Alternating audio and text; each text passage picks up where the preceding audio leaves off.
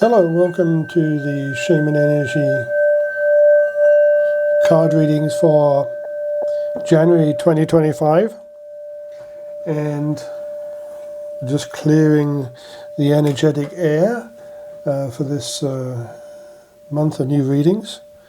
Some people have been asking about shamanism and also indirectly about Reiki.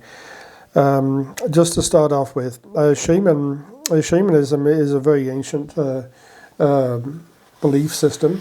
They found remains of shaman and cave paintings going back hundreds of thousands of years. There are famous cave paintings in France, and there's also been burials uncovered in Europe and in the Middle East. And I will provide some links or some comments to that in the show notes.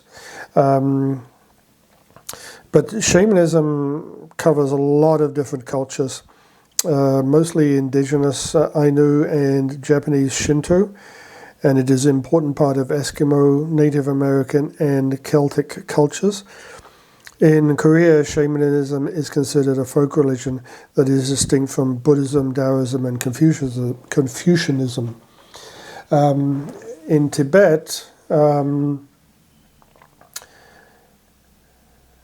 shamanism was eventually replaced by Buddhism in the 9th and 10th centuries, but it came into Tibet in the 7th and 8th centuries, and prior to that, there were basically two types of shaman.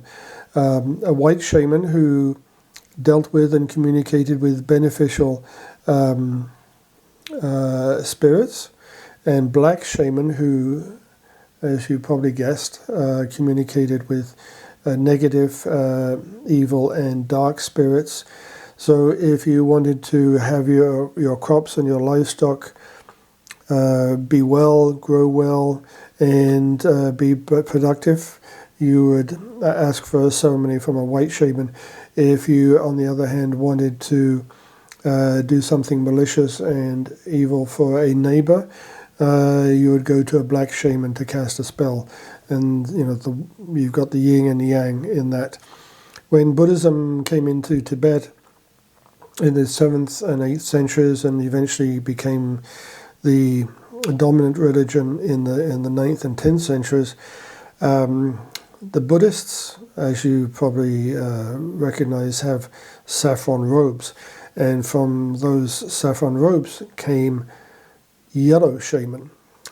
When the Buddhists came into Tibet, they brought reading, writing, study, a monastic lifestyle.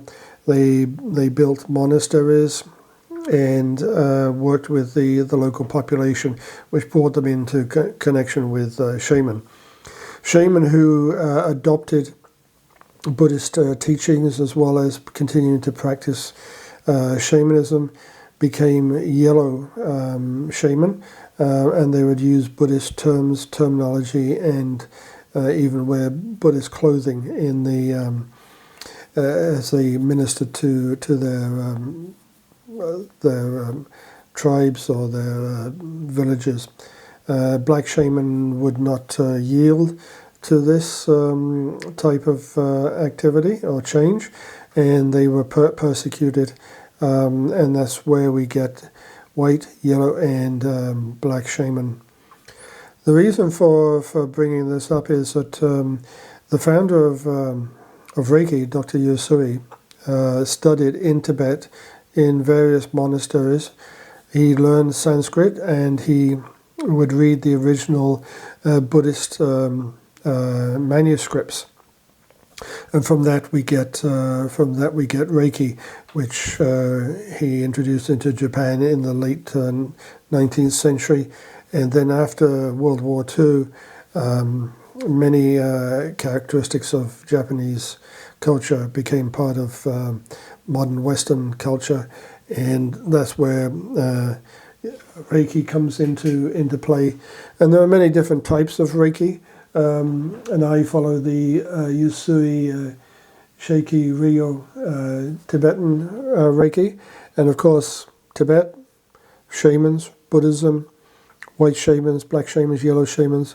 That is where I get my connection, and that is what I'm attuned to. Is ultimately a form of Tibetan shamanism. So let's get on and look at the card readings for the first month of January 2025, and the first week is going to be, the first week is January the 6th, and I have shuffled the cards, and because this is the beginning of the year, we're going to be looking at the top card, which represents the future, looking forward, and that is card number 31 in my hand. The universe is your partner. Looking at this, it's almost like the hand is holding a. It's almost like holding a sun seen through clouds or mist, and that is very indicative of the first week of the new year, because we don't really see what is coming to us. We don't see what the opportunities are. We don't see what the positive changes are in the new month. But definitely we have a hand, you, reaching out to grasp the new opportunities that are coming to you, the blessings that are coming to you from Spirit. And the universe is your partner. A lot of people will take a very logical approach to life, very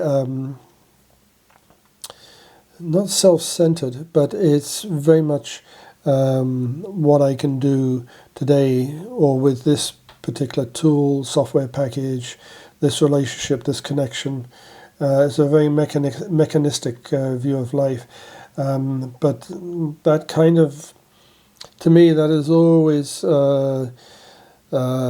laid out some resistance to chance and to luck. Luck is a form of opportunity sent to you as blessings by the universe, by Spirit. So don't be afraid to reach out for something without knowing mechanistically about about what it is you're reaching for. So a lot of positivity in this first week.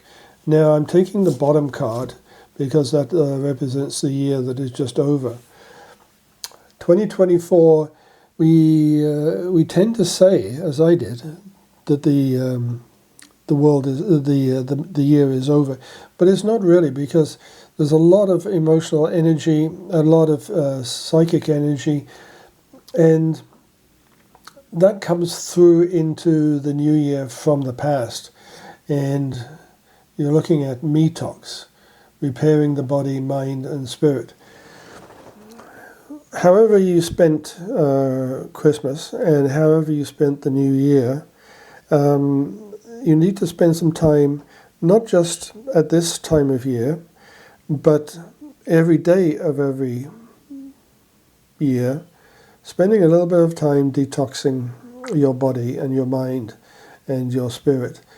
We collect a lot of emotional baggage during the day, especially when in work environments where they can be very stressful, where the goals are very inflexible, and there can be a lot of criticism, and there can be a lot of striving to reach the next promotion level, the next job, changing our lives around to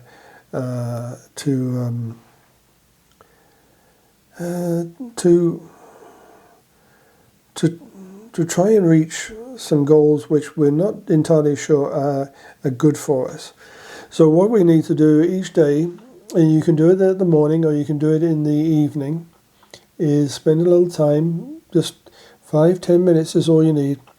It's a quiet moment, sitting quietly, don't get sidetracked, turn off the TV, put the phone down, turn off the computer screens, and just, meditate.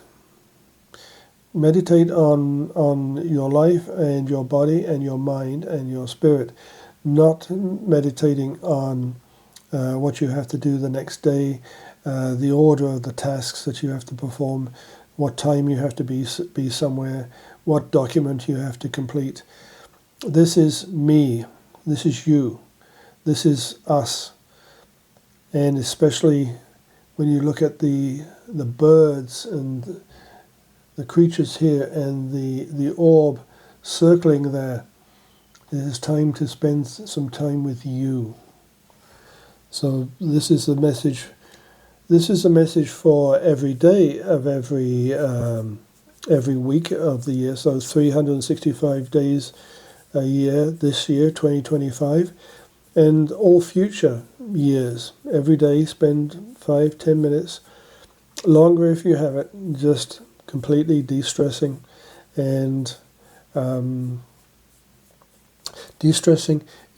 becoming more attuned to yourself and to your spirit. So that's the message for the week starting January the 6th, 2025. So that's a great card reading for the day. Have a great day. Take care. Bye for now.